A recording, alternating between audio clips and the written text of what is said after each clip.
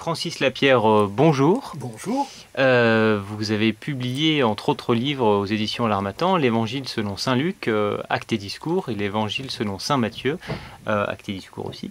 Alors ma question est simple, enfin peut-être plus simple pour moi que pour vous. Pourquoi avoir sorti ces deux livres en l'espace de quelques mois? Eh bien parce que ce sont deux évangiles, l'évangile de Luc et l'évangile de Matthieu, qui ont été construits de la même manière et ils ont une longue histoire commune.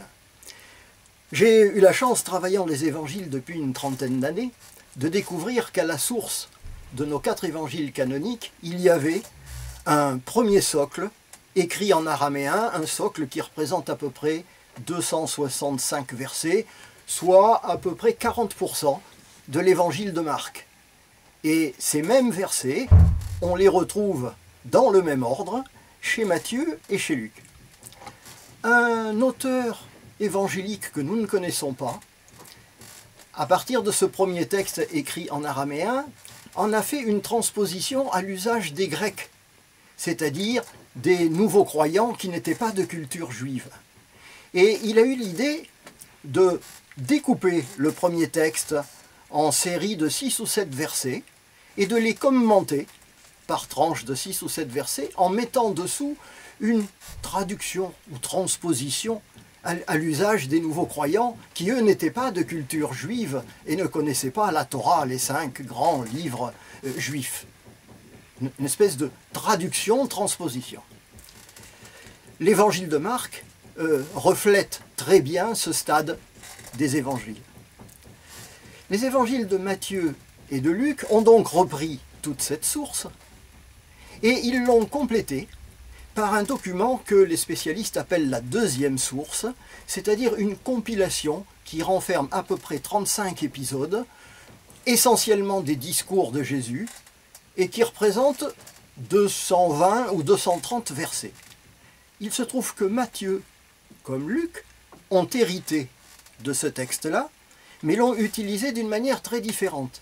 Matthieu l'a saupoudré dans son premier récit, à mesure qu'il trouvait une allusion favorable pour pouvoir rajouter quelques lignes de ce nouveau document. Il l'a fait comme ça.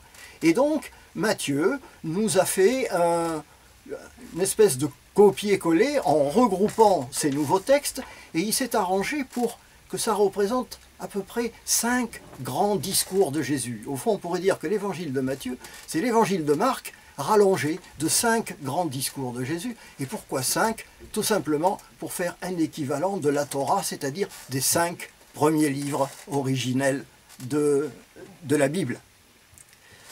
Luc, lui, a procédé de manière tout à fait différente. Avec le même texte, au lieu de l'éparpiller, il l'a rangé en un seul bloc.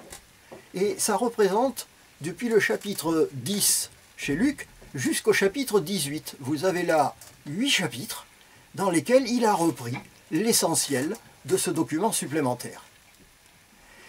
Et je me suis aperçu d'une chose tout à fait extraordinaire, c'est que quand on regarde épisode par épisode les conclusions de chacun, de Matthieu et de Luc, pour la même histoire, le même épisode, on se rend compte que systématiquement, Luc a aggravé les peines, a rajouté des choses dans le malheur. Je prends juste un exemple, on n'a pas le temps, mais au moment où Matthieu nous décrit qu'au jour de Noé, les hommes mangeaient et vivaient sans se rendre compte de rien et que Dieu les a punis en envoyant le déluge, Luc, pour le même épisode, rajoute derrière qu'au jour de Sodome, on a envoyé le feu du ciel et qui lui aussi a tout détruit. Je ne sais pas très bien ce qu'il y avait encore à détruire derrière le déluge. Mais c'est une illustration parfaite pour montrer que Luc a aggravé les choses. Luc a aggravé les choses.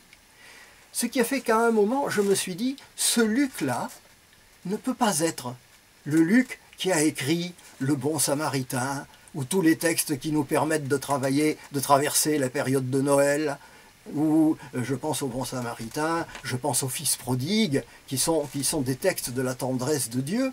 Et en faisant de l'analyse, parce que j'ai quand même derrière moi le laboratoire de linguistique appliquée de Grenoble, je lui ai soumis mes 2 Lucs, le Luc solaire et le Luc noir, Et j'ai eu, pas la surprise, mais la grande joie de voir qu'il confirmait qu'il y avait bien chez Luc 2 rédacteurs différents.